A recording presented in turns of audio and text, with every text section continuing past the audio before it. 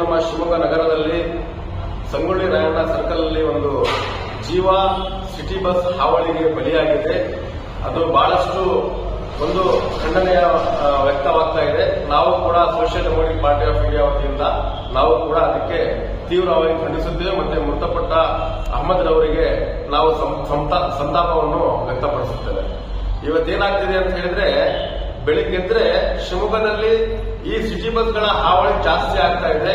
Road cross ಮಾಡುವಾಗ ಜನರಿಗೆ ತಾಕೊಂಡು ಹೋಗೋದು, ಮತ್ತೆ ಅವರು ನಿಂತ್ಕೊಂಡು ಕೇಳಿದಾಗ ಅವ್ರ ಮೇಲೆ ಮೈ ಮೇಲೆ ಹೋಗಿ ಅವರಿಗೆ ರೌಡಿಸಂ ಮಾಡುವಂತದ್ದು, ಮತ್ತೆ ಸಿಗ್ನಲ್ ರೆಡ್ ಇರುವಂತಹ ಸಮಯದಲ್ಲೂ ಕೂಡ ಸಿಗ್ನಲ್ ಒಂದು ನಿಯಮಗಳನ್ನು ಉಲ್ಲಂಘನೆ ಮಾಡಿಕೊಂಡು ಹೋಗುವಂತದ್ದು ಬಹಳಷ್ಟು ನಾವು ಕಾಣ್ತಾ ಇದ್ದೇವೆ.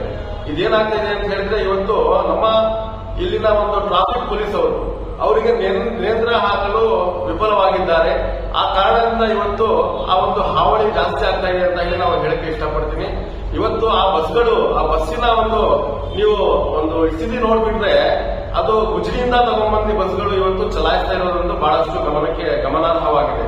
ಇವತ್ತು ಕೇರಳದಿಂದ, ಮಂಗಳೂರಿಂದ ಮತ್ತೆ ಉಡುಪಿಯಿಂದ ಏನೋ ಹಳೆ ಗುಜರಿಗೆ ಬಸ್ಗಳು ಹಾಕ್ತಾರೆ, ಅಲ್ಲಿಂದ ತಗೊಂಡ್ಬಂದು ಇವರು ಚಲಾಯಿಸುವಂತಹ ಬಸ್ಗಳು ಇವತ್ತು ನಾವು ಕಾಣಬಹುದು ಸಿಟಿ ರೈಡ್ ಅಲ್ಲಿ.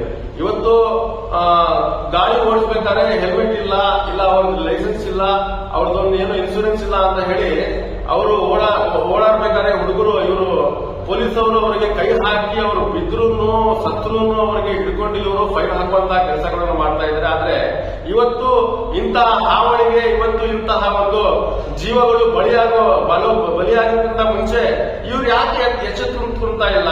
ಇವ್ರು ಯಾಕೆ ಇವರ ಮೇಲೆ ಏನ್ ಕಾನೂನಾತ್ಮಕ ಅವರಿಗೆ ಪಾಠ ಕಲಿಸ್ತಾ ಇಲ್ಲ? ಯಾಕೆ ಅವರಿಗೆ ಲೈಸೆನ್ಸ್ ಕೊಟ್ಟವ್ರು ಯಾರು?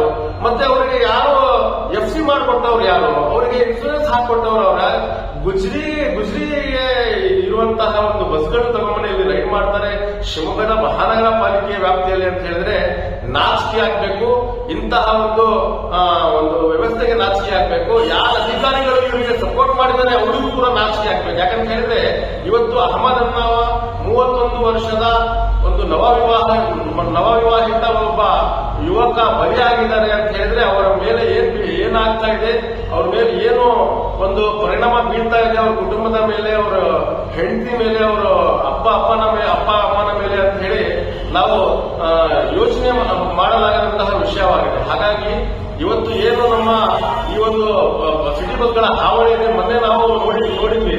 ಇಲ್ಲಿ ಮಥುರಾ ಪ್ಯಾರಡೈಸ್ ಹತ್ರ ಒಬ್ಬ ನಮ್ಮ ಮುಸ್ಲಿಂ ಲೀಡರ್ ಅವರಿಗೆ ಬಸ್ ತಾಗತ್ತೆ, ಅವರು ನಿಂತ್ಕೊಂಡು ಕೇಳಿದಾಗ ಅವ್ರ ಮೇಲೆ ಮೈ ಮೇಲೆ ಹೋಗಿ ಅವ್ರ ಕೆನ್ನೆ ಮೇಲೆ ಬಾರಿಸ್ತಾರೆ ಸಾರ್ವಜನಿಕವಾಗಿ. ಅವನು ಯಾವ ಲೋಫರ್ ನನ್ನ ಮಗ, ಅವ್ರ ಮೇಲೆ ಕ್ರಮ ಇಲ್ಲ, ಆ ಬಸ್ ಮೇಲೆ FIR ಇಲ್ಲ, ಅವ್ರ ಬಸ್ ಮೇಲೆ ಒಂದು ಕಂಪ್ಲೇಂಟ್ ಇಲ್ಲ.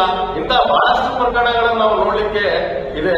ಇವತ್ತು ಏನು ನಮ್ಮ ಅಹಮದ್ ಅವರು ಇವತ್ತು ಬಲಿಯಾಗಿದ್ದಾರೆ, ಅವ್ರ ಮೇಲೆ ಯಾರು ಬಲಿ ಮಾಡಿದ್ದಾರೆ, ಯಾರಿಂದ ಅದೆಲ್ಲ ಆಗಿದೆ, ಅವ್ರ ಮೇಲೆ ಎಲ್ಲರ ಮೇಲೆ ಕ್ರಮ ಆಗಬೇಕು. ಮತ್ತೆ ಯಾರ ಅಧಿಕಾರಿಗಳು ಇಂತಹ ಒಂದು ದುರುಸ್ಥಿತಿಗೆ ಕಾರಣವಾಗಿದ್ದಾರೆ ಅವ್ರ ಮೇಲೂ ಕೂಡ ಒಂದು ತನಿಖೆ ಆಗಿ ಅವ್ರ ಮೇಲೂ ಕೂಡ ಕ್ರಮ ಆಗಬೇಕು ಅಂತ ಹೇಳ್ತಾ, ಮತ್ತೆ ಅವರಿಗೆ ಸೂಕ್ತ ಪರಿಹಾರ ಆ ಬಸ್ಸವನಿಂದನೂ ಕೊಡಬೇಕು. ಮತ್ತೆ ಏನು ಸಾರಿಗೆ ಇಲಾಖೆ ಇದೆ, ಆ ಸಾರಿಗೆ ಇಲಾಖೆಯಿಂದನೂ ಕೂಡ ಈ ಒಂದು ಅವರಿಗೆ ಒಂದು ಪರಿಹಾರವಾಗಿ ಅವ್ರ ಕುಟುಂಬ ನಡೆಸ್ಕೊಂಡು ಹೋಗ್ಲಿಕ್ಕೆ ಏನಾದ್ರೂ ಒಂದು ಪರಿಹಾರ ಮಾಡಿಕೊಡ್ಬೇಕು ಅಂತ ಹೇಳಿ ತಮ್ಮಲ್ಲಿ ವಿನಂತಿಸುತ್ತಾ, ಮತ್ತೆ ಯಾರೇ ಅಧಿಕಾರಿಗಳು ಇಂತಹ ಒಂದು ನೆಗ್ಲೆಕ್ಟ್ ಮಾಡಿದ್ದಾರೆ, ಇಂತಹ ಒಂದು ಅನಾಹುತಕ್ಕೆ ಕಾರಣವಾಗಿದ್ದಾರೆ, ಅವ್ರ ಮೇಲೂ ಕೂಡ ಒಂದು ತನಿಖೆ ಮಾಡಿ ಕ್ರಮ ಕೈಗೊಳ್ಳಬೇಕು. ಮತ್ತೆ ಆ ಬಸ್ಗಳು ಯಾವ ತರ ಬಸ್ ಓಡಿಸ್ತಾ ಇದ್ದಾರೆ ಅವ್ರ ಮೇಲೆ ಈಗಲೇ ಕ್ರಮ ಆಗಿ ಆ ಬಸ್ ಎಲ್ಲ ಗುಜರಿಗೆ ಹೋಗ್ಬೇಕು, ಬಸ್ ಎಲ್ಲ ಗುಜರಿಗೆ ಹೋಗ್ಬೇಕು. ಅದರಲ್ಲಿ